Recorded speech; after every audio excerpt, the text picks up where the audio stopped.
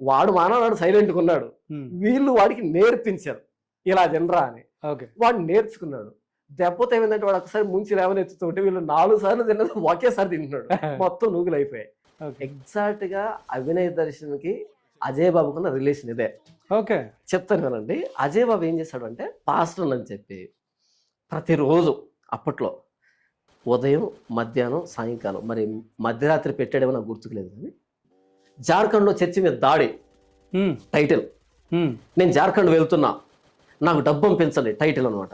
లోపలికి వచ్చిన తర్వాత ఒరే చింపేస్తా, పొడి చేస్తా, ఆరేస్తా, ఏమనుకుంటున్నారా క్రైస్తవం అంటే అని ఓ మాస్ డైలాగ్ అని చెప్పి కింద ఇదిగో ఈ నంబర్కి మీరు గూగుల్ పే, ఫోన్పే చేయండి, నేను వెళ్తున్నా, నా టీంతో వెళ్తున్నా జార్ఖండ్కి.